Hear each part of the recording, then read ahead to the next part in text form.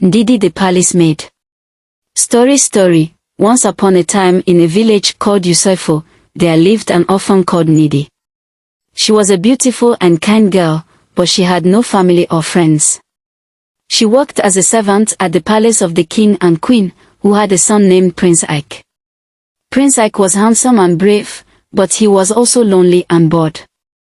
He had no interest in the girls who came to the palace to seek his hand in marriage. One day, Ndidi was sent to the prince's chamber to clean his room. She saw a book on his bed and picked it up.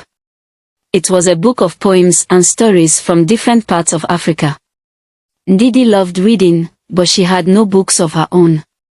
She opened the book and read a few lines. She was so engrossed that she did not notice the prince entering the room. "Who are you and what are you doing with my book?" Prince Ike asked angrily. Ndidi dropped the book and knelt down. She told the prince how she loves reading but have never owned a book or went to school because she was an orphan and her friend Uju had taught her how to read. The prince was compassionate and asked her to keep the book. The prince fell in love with Ndidi. They would meet secretly at the palace garden, laughing and playing all day. When the king and queen discovered their relationship, they were disappointed. "How could you condense so low for an ordinary palace maid?" shouted the king. "But she's a human too, Papa, and I love her," the prince said. "Love my foot. She's a lowlife not fit for a prince and you'll stop seeing each other this minute. Get ready to receive the princess of the next kingdom as a bride and that's it." The queen bellowed in finality. "No, mother, I won't marry another but Ndidi," shouted Prince Ike in anger and walked away angrily. One day the prince found out that his parents had locked Ndidi up in a dungeon. They were planning to banish her to a village far away. Since the king and queen refused to accept their love for each other, they knew that their decision was the best for their son and the kingdom. That same night, Prince Ike took some of his trusted guards and broke the palace prison and set Ndidi free. Then he ran away with Ndidi and his trusted servants to another village. They were received well and given a hut and a farm as the prince explained to them that their village was attacked by a dangerous animal and they lost everything. The people were compassionate and gave them the necessary assistance. They settled down immediately and became farmers in the new land. One day, they received a visitor. It was Uju, Ndidi's friend from the village. Uju was the daughter of the king's maker, who had wanted the prince to marry her. She was jealous of Ndidi and Prince Ike's love and wanted to destroy it. She pretended to be happy for them and offered to cook for them.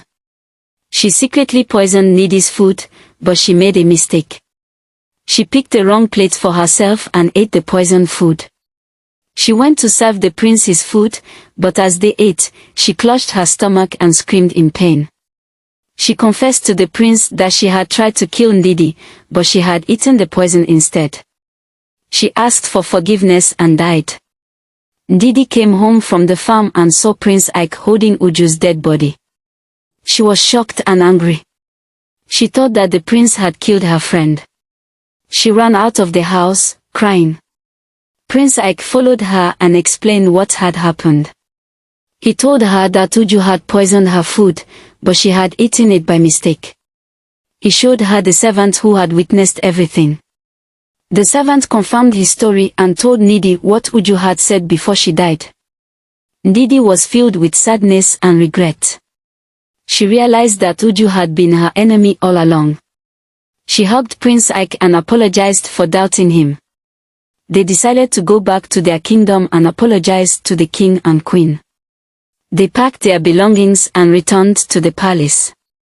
They knelt before the king and queen and told them everything that had happened. They asked for forgiveness and begged for their blessing. The king and queen were moved by their story. They saw how much they loved each other and how much they had suffered. They forgave them and welcomed them back. They agreed to let them get married and gave them a grand wedding ceremony. Ndidi and Prince Ike became the king and queen of Usoifo after their parents passed away. They ruled with wisdom and kindness. They had many children who inherited their beauty and bravery. They lived happily ever after. The end. The moral lessons of this story are: true love can overcome any obstacle. Jealousy can lead to your own destruction. Forgiveness is a virtue. Thanks for listening to this story. Please do not forget to subscribe to this channel, click the notification bell, like and share. Also comment where you're watching from. We love and appreciate you. Bye.